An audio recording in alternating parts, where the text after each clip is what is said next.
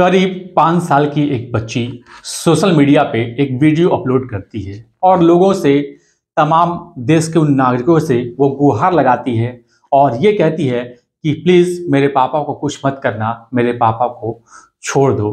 दरअसल जो उसके पिता होते हैं वो कश्मीर के रहने वाले होते हैं, जिनका नाम राकेश्वर सिंह मिन्हास होता है, जो कि सीआरपीएफ में कोबरा कमांडो के पद पे तैनात होते हैं। दरअसल उनकी जो एक सीआरपीएफ की टुकड़ी होती है, कोबरा कमांडो की जो टुकड़ी होती है, वो छत्तीसगढ़ प्रदेश के बीजापुर इलाके के बीच में एक गांव पड़ता है टेकुलागुड़ा, वहीं से होते हुए कहीं वो जा रही थी। तभी अचानक उस सीआरपीएफ के टुकड़ी पे नक्सलियों का हमला हो जाता है और हमला इतना जोरदार था, इतना भयानक था कि मौके पर ही 22 से ज़्यादा सीआरपीएफ कोबरा कमांडो के जवान शहीद हो जाते हैं और करीब 35 से ज़्यादा जवान गंभीर रूप से घायल हो जाते हैं। हालांकि जो कोबरा कमांडो होते हैं राकेश्वर सिंह मिन्हास, वो वहीं पे बेहोशी की हालत में हो जाते हैं और जैसे ही वो आंख खोलते हैं तो उनको पता चलता है कि वो नक्सलियों के कब्जे में हैं। हालांकि वो नक्सलियों के कब्जे में हुए 100 से ज़्यादा घंटे के वक्त बीत जाता है, लेकिन पुलिस की तरफ से कोई ठोस कदम नहीं उठाया जाता है। वो इसलिए क्योंकि पुलिस को कहीं न इस बात का डर था या कोई ठोस कदम वो उठाते हैं तो नक्सलियों पे अगर दबाव बनता है तो हो ना हो वो उस कोबरा कमांडो के जो राकेश्वर सिंह मिन्हास हैं उनको वो मार सकते हैं। शायद इसी वजह से कोई ठोस कदम नहीं उठाते हैं। वहीं पर एक स्वतंत्र पत्रकार होता है जिनका नाम मुकेश चंद्राकर होता है। वो प्रशासन के पास जाते हैं और कहते हैं कि साहब, अगर आपको कोई दिक्कत परेशानी ना हो तो मैं अपने तरफ से कोई कदम उठाऊं, अपने तरफ से कुछ प्रयास करूं। प्रशासन कहती है कि ठीक है, कोई बात नहीं, आप कर सकते हो। इसके बाद जो स्वतंत्र पत्रकार मुकेश चंद्राकर होते हैं वो वहीं पे उस स्थानीय लोग, जो जिम्मेदार लोग होते हैं, उनकी 11 लोगों की टीम गठित करते हैं और उन 11 लोगों को लेकर के वो जंगल के रास्ते जाते हैं। उन जगह जगह पे जाते हैं, उन ठिकानों पे तलाशते हैं, उस कोबरा कमांडो को तलाशते हैं जहाँ पे नक्सली रहते थे। आखिरकार वो उस जगह पे पहुंच जाते हैं जहाँ पे नक्सलियों ने कोबरा कमांडो को बंधक बना रखा था। वो उनके पास जाते हैं और वो उन नक्सलियों से अपील करते हैं जिन नक्सलियों ने 22 कोबरा कमांडो सीआरपीएफ जवानों को मार डाला था और करीब 35 से ज़्यादा जवानों को गंभीर रूप से घायल कर चुके थे। उनसे वो अपील करते हैं। हालांकि उस पत्रकार के अपील को नक्सली मान लेते हैं और कहते हैं कि आप इन्हें ले जा सकते हैं। इसके बाद मुकेश चंद्राकर अपने एक बाइक पर उस कोबरा कमांडो को बैठाते हैं और ला के प्रशासन को सौंप देते हैं। कहते हैं कि बिल्कुल ठीक हैं, इन्हें कोई दिक्कत, कोई परेशानी नहीं है। हालांकि जिस लड़की ने जिस तरीके से अपील किया था, उस अपील को सुनकर किसी का भी कलेजा फट जाएगा। कोई भी व्यक्ति चाहेगा कि जल्द से जल्द इस बच्ची के पिता को बचा लिया जाए। हालांकि जिस पत्रकार की बात हो रही है, हालांकि वो पत्रकार इस दुनिया में अब रहा नहीं, क्योंकि वो पत्रकार हर उन इंसान के लिए जो गरीब होता है, जिसको मदद की आवश्यकता होती है, चाहे प्रशासन हो, चाहे कोई दिल्ली का पत्रकार हो, उस इलाके में जाके उन नक्सलियों का अगर इंटरव्यू करना हो तो उनके लिए भी ये पत्रकार मुकेश चंद्राकर हमेशा खड़ा रहता था। रात हो या दिन हो, हमेशा उनकी मदद करता था। लेकिन उस पत्रकार को इस दुनिया से गए हुए 4 से 5 दिन हो चुके हैं, यानी उसकी हत्या कर दी गई है। हालांकि जब इस घटनाक्रम का खुलासा होता है तो जिन जिन लोगों ने सुना, उन सभी ने यह कहा कि आखिरकार इतने अच्छे, इतने भले इंसान की हत्या कोई इतनी छोटी सी बात पे कैसे कर सकता है। नमस्कार, मैं विपिन, स्वागत है आप सभी का डेली खबरें विद विपिन यूट्यूब चैनल पे। दोस्तों, आज की जो सच्ची घटना मैं आपको सुनाने जा रहा हूँ, ये सच्ची घटना है छत्तीसगढ़ प्रदेश का एक जिला लगता है बीजापुर। मैं बात कर रहा हूँ 1 जनवरी 2025 के शाम 7 बजे के आसपास का ये वाकया होगा। उसी क्षेत्र का, यानी बीजापुर क्षेत्र का एक पत्रकार होता है जिनका नाम मुकेश चंद्राकर होता है, जो कि स्वतंत्र पत्रकार होते हैं, अपने यूट्यूब चैनल भी चलाते हैं, साथ ही कई मीडिया के लिए वो न्यूज़ भी अपने लोकल जगह से भेजते रहते हैं। वो उनको अक्सर फ़ोन आता है, वो लोगों को हेल्प ले आते हैं। ऐसे ही 1 जनवरी के शाम 7 बजे के आसपास उनको एक फ़ोन आता है और कोई उन्हें बुलाता है। वो उनसे मिलने के लिए चले जाते हैं। हालांकि घर वालों को बताते नहीं। घर वालों को चूंकि इस बात की आदत सी पड़ गई थी, क्योंकि अक्सर वो किसी की मदद करने के लिए ऐसी रात में कभी भी निकल जाया करते थे। समय बीत जाता है, 1 घंटा बीतता है, 2 घंटा बीतता है, 3 घंटा बीत जाता है, धीरे 4 से 5 घंटा हो जाता है, लेकिन उनकी कोई खबर नहीं लगती है। घर वाले परेशान हो जाते हैं। अगला दिन निकलता है, लेकिन फिर भी मुकेश चंद्राकर घर वापस नहीं आता है। इससे घर वाले परेशान हो जाते हैं। इसके बाद जो मुकेश चंद्राकर का भाई होता है, जो कि खुद ही पत्रकार होता है, जिसका नाम योगेश चंद्राकर होता है, उनके पास तक ये बात को, खबर को पहुँचाई जाती है।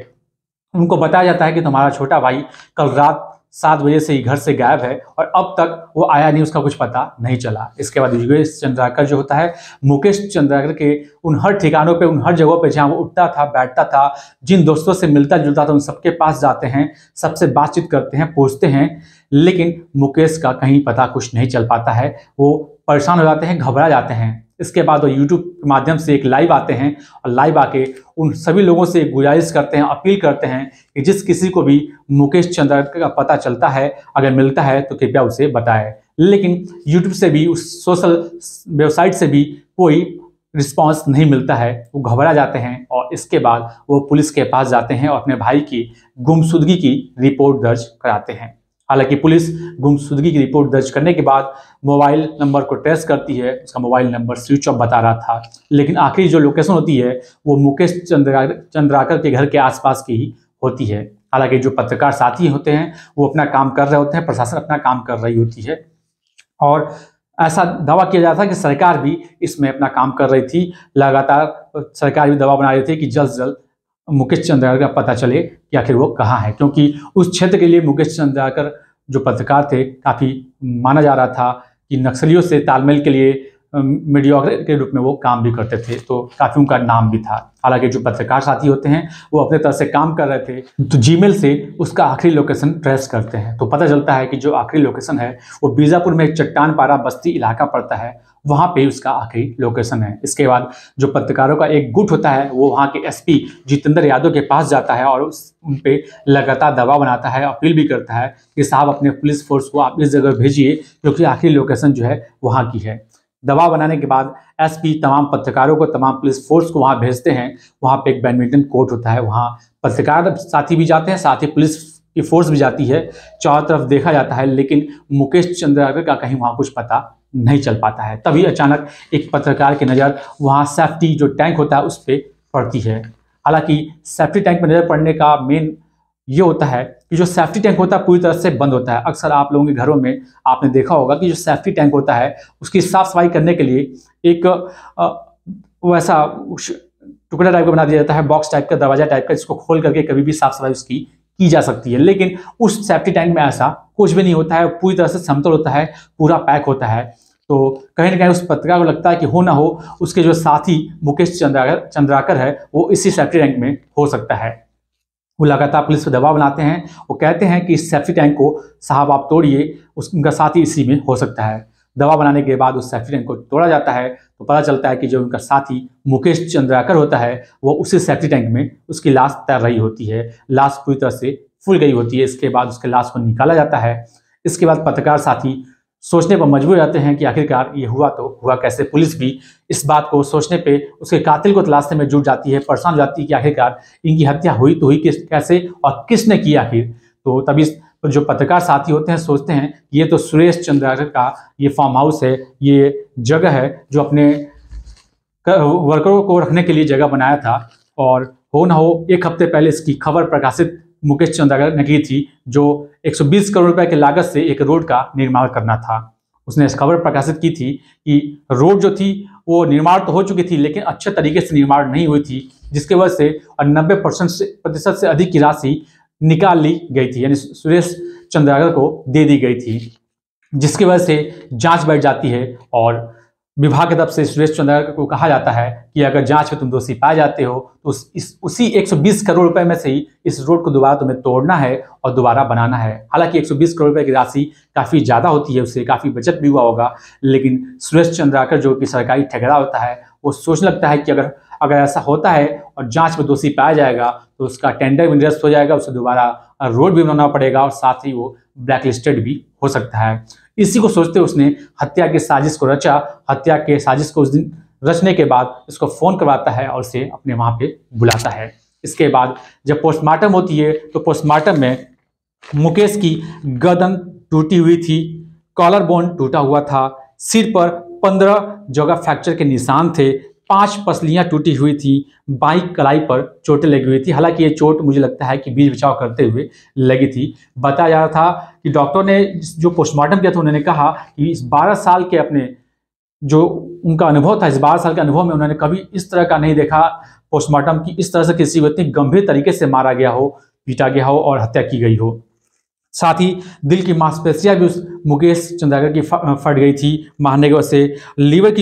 लीवर जो थे 4 हिस्सों में फट चुके थे। मतलब इस तरीके से बर्बरता तरीके से उसकी हत्या की गई थी। हालांकि हत्या करने वालों को गिरफ्तार कर लिया गया है।